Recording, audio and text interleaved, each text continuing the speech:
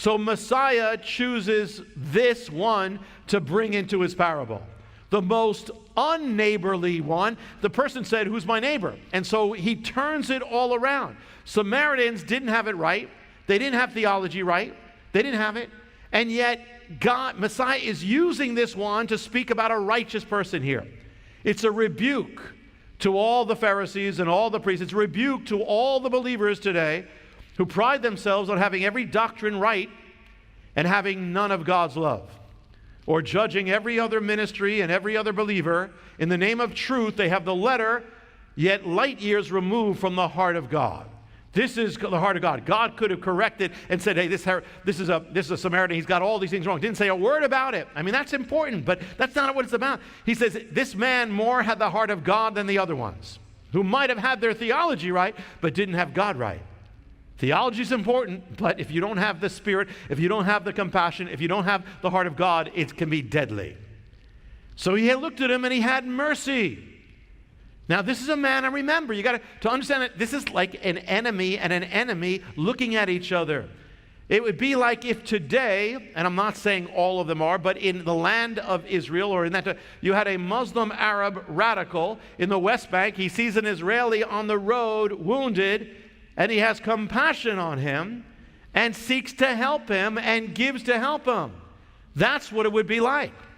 You know that, and while speaking of that, you know that Israel actually, they take in people they take in their enemies and they bring them into hospitals. Even terrorists bring them to hospitals to heal them. You know, that's why there's a woman named Bridget Gabriel. That's how she came really to the Lord. And she was raised to hate Jewish people. She was brought to an Israeli hospital to be helped by the Israelis. So here's the natural reaction. You see your enemy. Sometimes you see, some of you hope that your enemy, not only you saw your enemy on the floor, you might not help the same way, but you might even be thinking, hey, it'd be great if my enemy gets humbled and gets fallen like that. But here it is, this enemy has compassion. He came to him, verse 34. He bandaged up his wounds. He poured oil on him, wine on him, put him in his own animal, and brought him to an inn and took care of him. Now, he didn't have to do any of that, and nobody would know it. He would have just walked away. This guy's own brothers and own ministers walked by, but this one who is not a brother, not a minister, went by and he put all his compassion upon him.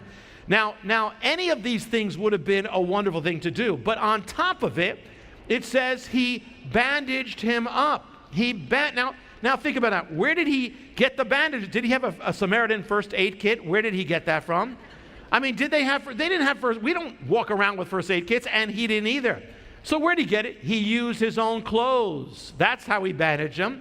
He used his own clothes. And back then, you didn't have the clothes we have today. You've got clothes for every day of the week and maybe for every day of the month. But you've got somewhere in that formula. They didn't. Your spring wardrobe was the same pretty much as your summer wardrobe and your winter wardrobe, and all that was the same. You might have had one or two garments.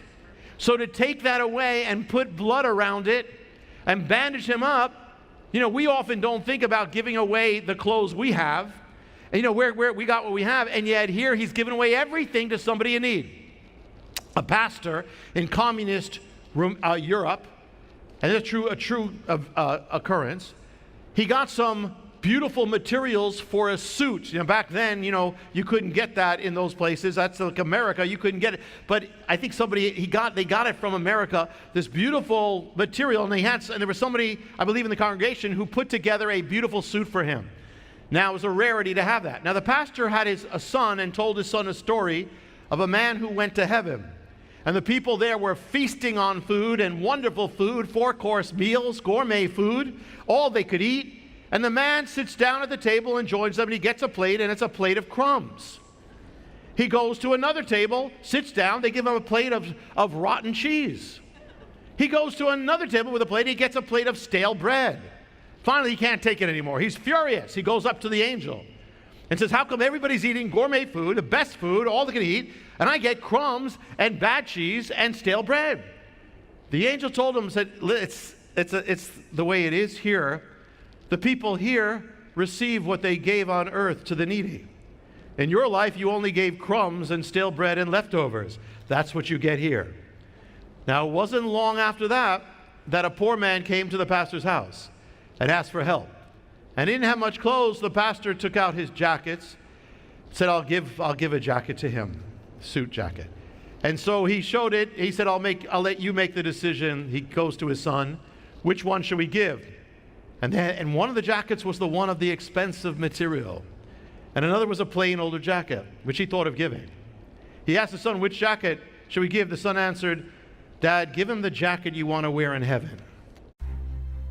To find out how you can receive more of Jonathan's teachings, to receive special free gifts, or get in touch, go to hopeoftheworld.org or call toll-free 1-800-YESHUA-1. That's hopeoftheworld.org or call 1-800-YESHUA-1. That's 1-800-937-4821. You can also get more at Jonathan Cahn's Facebook page or write us direct at Hope of the World, Box 1111, Lodi, New Jersey 07644, USA.